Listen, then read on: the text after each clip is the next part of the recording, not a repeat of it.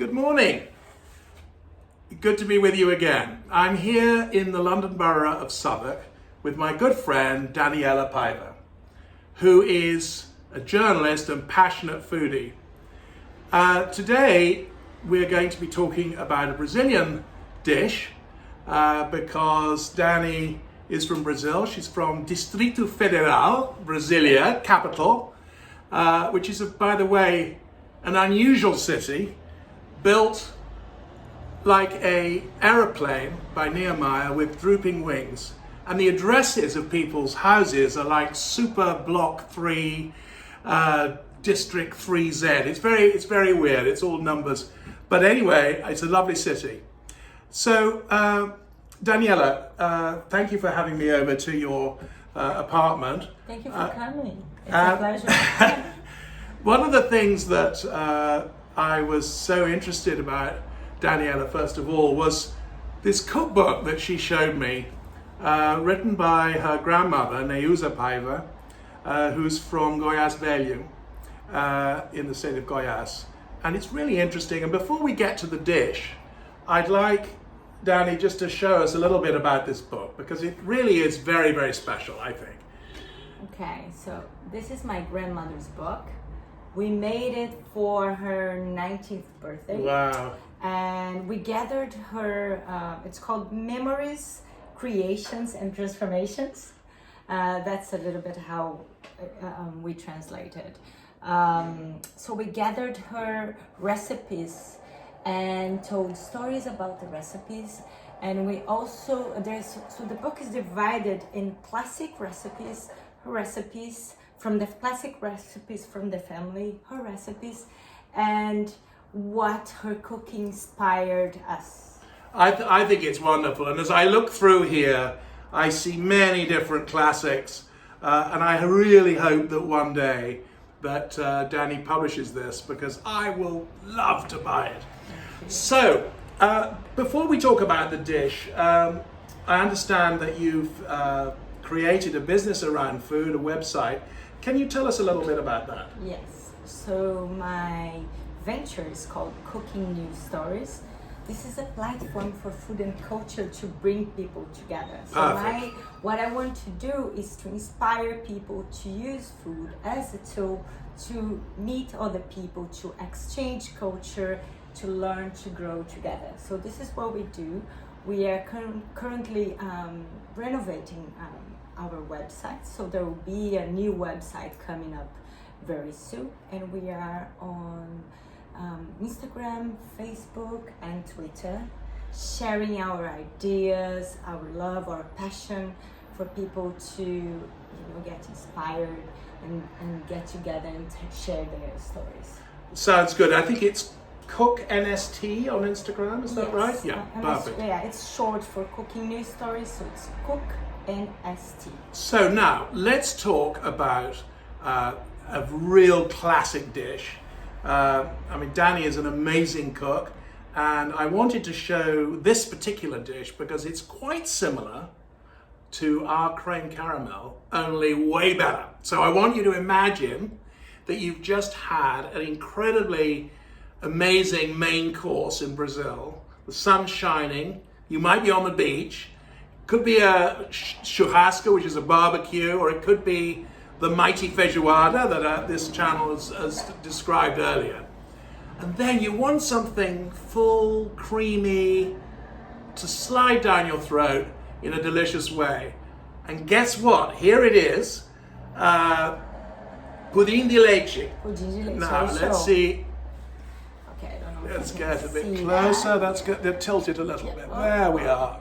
You see, it's just like a Crème Caramel, only better.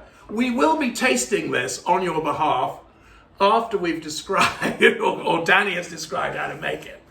But anyway, please, how do you make this glorious dessert? It's actually very simple. I'm not a big dessert, maker, but I've been discovering lately, I think it's a bit of the lockdown kind of situation. We go back to our roots. So this is a classic in Brazil. And because I'm not a big dessert person, I like some specific things. So I love this.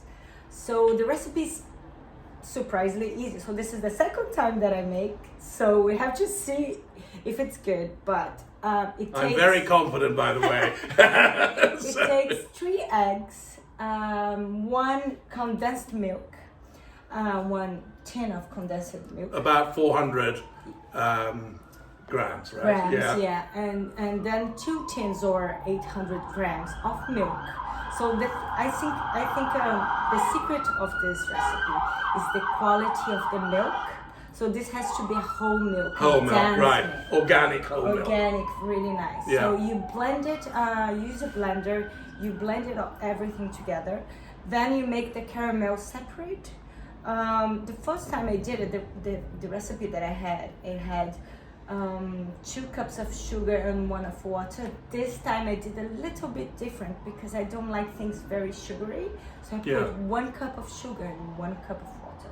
So we'll see how it goes, how it is. Exciting. Now, can you just tell us a little bit about the caramel? How do you see how gorgeous it looks? I love this sort of floating around. Of course, we in England know about caramel, but this does look so very good. So how do you make that bit? So you get trick thing.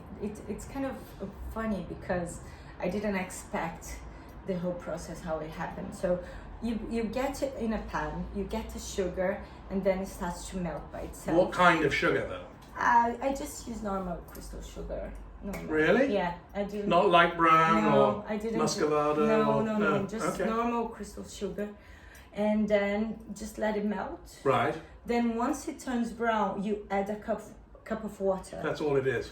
And that's it. Yeah. And then when you add the water, so there is a whole process that happens. So everything blends together. So you have to be patient and wait until everything melts again. Right. So it will get watery again, even though it looks like everything is sticking, but it's not going to be like that. So let it melt, and then once everything is blended together, you just like put the heat very low and just wait until you get the right texture, the texture that you want of your caramel. Fantastic. Well, I think we need to try this now. And I've mentioned the Galloping Gourmet before. This is a wonderful TV chef many years ago. You weren't born at the time he did it. But I used to love the way he'd run out into the audience, get someone, and then they would eat it together, and then you'd see his expression. I'm so excited about this, I'm imagining that I'm going to have the same expression, but chef first. Shall we do it together? Yeah, let's do it at the same time. One corner each. That's all right, we'll show it. They won't be able to see it. Okay, well, let's just... Actually... Yeah. So just showing you here, this is what it looks like. Yeah. Okay, it's going in now.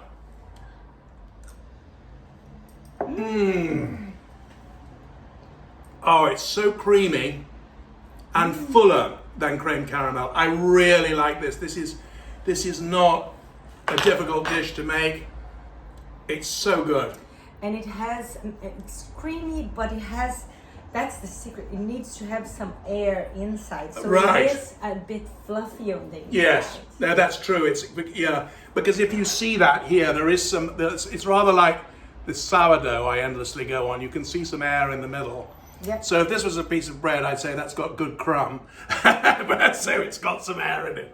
How do you get the air in it? That's from the blender. That's from the blender. So you don't. So I was reading about this today.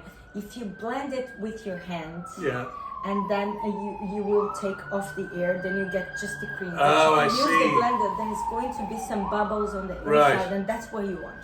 Well, Danny, I want to thank you very much indeed for letting me try this delicious thing. It just reminds me of the fabulous country that is Brazil. I'm a little bit obsessed with Brazil. You may notice the flag on my shirt. And I think I'm like Brighton Rock. I've got the green, yellow, and blue running through my veins. Maybe you are thinner than I am. Well, yeah. Anyway, but it was great to do this, and I look forward to speaking to you all again soon. Thank you. Thank you.